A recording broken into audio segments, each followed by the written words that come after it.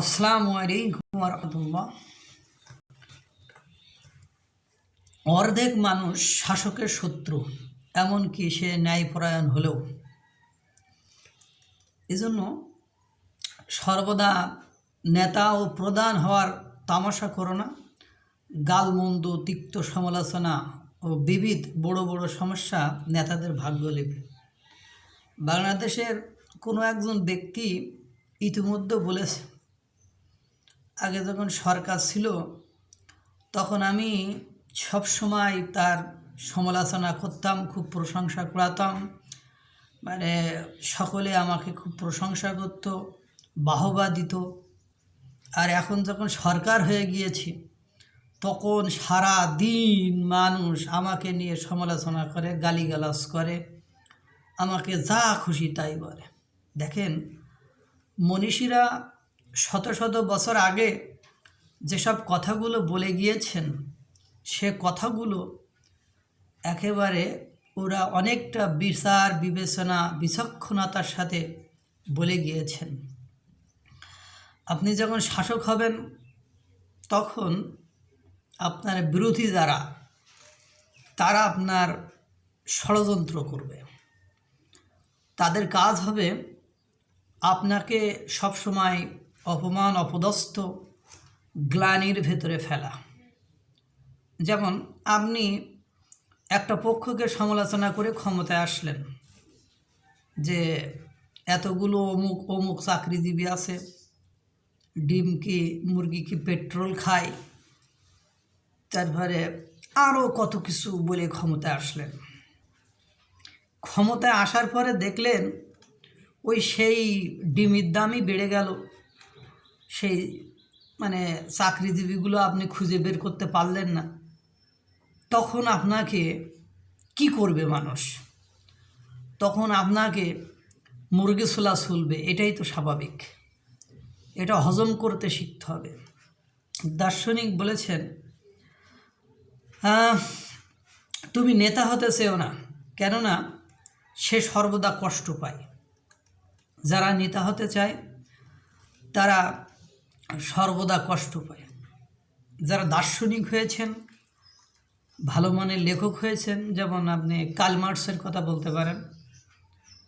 Karl Marx বলেছিলেন, প্রয়োজন হলে আলু পটল বিক্রি করে খাবো, তারপরও কারো গোলামি বা দাসত্ব করব না। একথা উনি বলেছিলেন।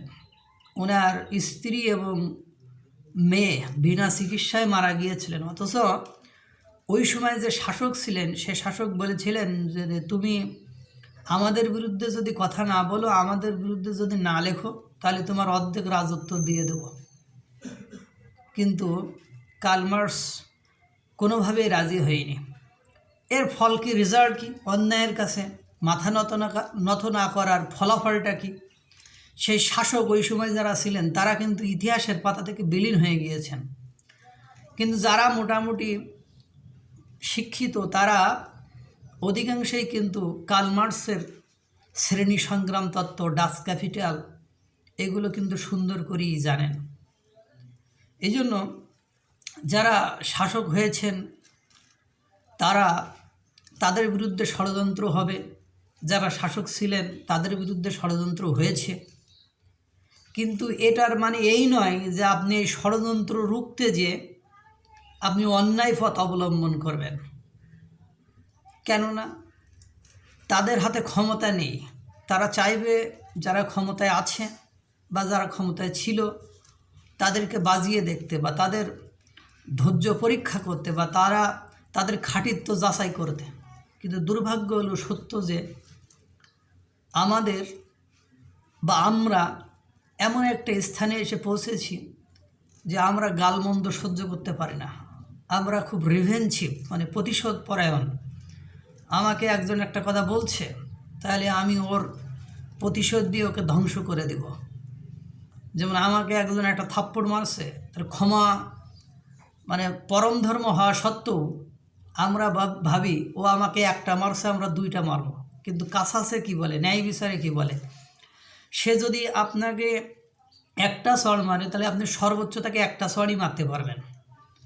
এর বেশি যদি আপনি মারেন তাহলে আপনি আবার অন্যায়কারী হয়ে যাবেন, আপনার ওই বেশিটুকুর আবার আপনাকে ফেরত দেওয়া হবে। তা আমরা এমন একটি স্থানে এসে পৌঁছাইছি যে যারা ক্ষমতায় থাকি তারা পড়াশোনা করি না, তারা সারা দিন পরের মাথায় কাঁঠাল ভেঙে খাইতে চাই। আমরা আমাদের উদারপূর্তি করতে চাই, আমাদের ফ্যামিলিকে নিয়ে ভালো থাকতে চাই, কিন্তু যাদেরকে ভালো রাখার অঙ্গীকার বা প্রতিজ্ঞা করে ক্ষমতায় আসি তাদেরকে কখনোই ভালো রাখার আমরা কখনোই চেষ্টা করি না। লোক দেখানোর জন্য অনেক কিছু বলি, কিন্তু সেটা শেষ পর্যন্ত আমরা কার্যকর করতে পারি না। তাই আবারও বলবো যে তুমি নেতা হতে চেও না, কেননা সে সর্বদা কষ্ট পায়। সর্বদা নেতা ও প্রধান হওয়ার তামাশা করো না। গালমন্দ, তিক্ত সমালোচনা ও বিবিধ বড় বড় সমস্যা নেতাদের ভাগ্যলিপি। অর্ধেক মানুষ শাসকের শত্রু, এমনকি সে ন্যায়পরায়ণ হলো, কিন্তু বর্তমান সহ অতীতের শাসকরাও এই বিষয়টা কখনো উপলব্ধি করেনি, বা এই উক্তিটা তাদের মাথায় কোনো দিন ছিল না। এই জন্য তারা সবসময় দমন, নিপীড়ন, নির্যাতন করতেছে, করবে, এটাই হলো জগতের বিধান। আমাদের মতো সাধারণ জনগণের হায়তাশ করা ছাড়া অন্য কোনো উপায় থাকবে না। আল্লাহ তাআলা সকলকে ভালো রাখুক, সুস্থ রাখুক। আসসালামু আলাইকুম ওয়া রাহমাতুল্লাহ।